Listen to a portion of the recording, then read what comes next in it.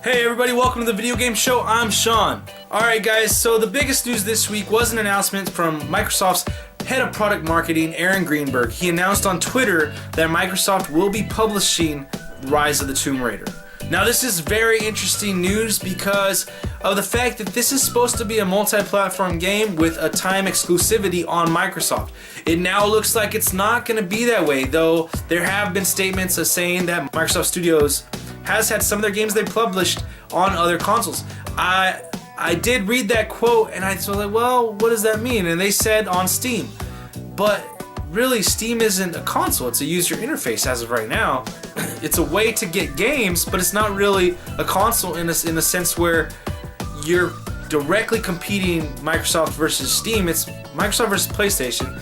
Steam is a very good thing for PC users, but to me this is normal. So with Steam. So even when I read that comment, I was like, I was a little passive about it, a little dismissive of it. The real thing about this though is the fact that they're going to be the ones publishing it, and they might still have to put this on PlayStation platforms. This kind of sounds a little bit like when they bought Mojang, and it was just after they released Minecraft on PlayStation as well. So this is big news, this is very important news. What are they going to do with Tomb Raider? Are they going to even make it more so an exclusive to just Microsoft, the Xbox One? Or are they going to continue to have some sort of relationship with Sony and PlayStation 4?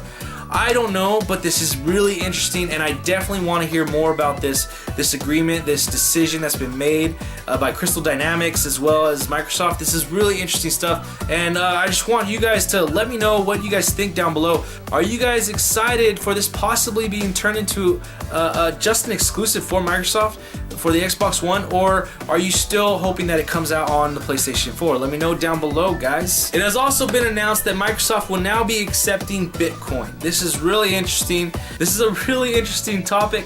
Bitcoin doesn't always hold its value, and so you can really jump in there with this much money and end up with this much money, possibly. Unless they do a way where you pay for points or something along those lines. This would have worked with points, with Microsoft points, but that's because you're paying a flat rate for the points. I don't know how this is going to work anymore. Maybe they're going to be able to translate certain dollars into Bitcoin and go from there. Kind of like, well, this game is $20, so this is only 12 Bitcoin or something like that. I don't know, but this is really interesting, and it's just crazy how they're jumping over to this. I know earlier in the year and end of last year there was a lot of talk about Bitcoin. I don't know where they're at really anymore because I haven't heard much talk about Bitcoin in months.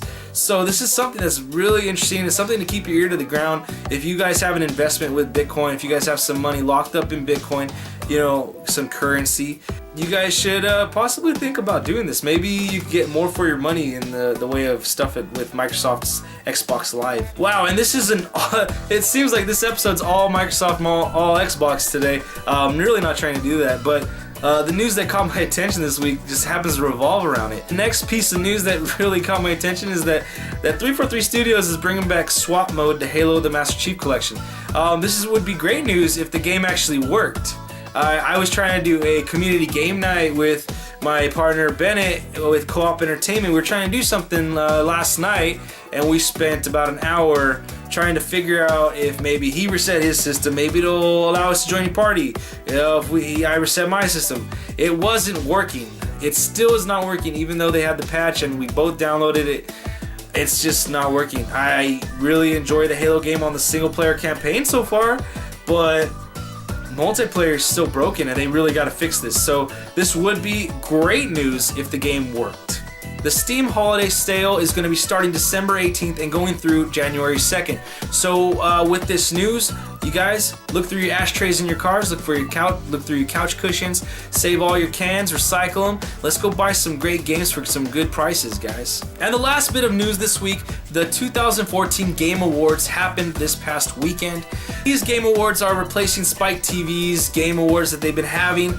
Those have been going down in ratings year after year after year. Last year they went into a streaming version of it, and it could have been successful.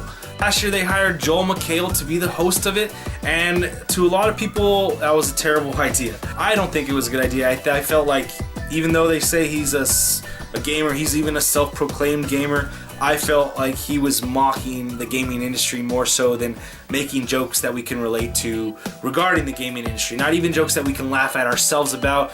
And so I felt like that was a bad situation last year, and they decided to change it up this year. So they changed it. Jeff Keighley was still one of the main people involved with it, and it looks like it was a great showing. It was almost 2 million viewers at a time, and it was averaging about 23 minutes per viewer.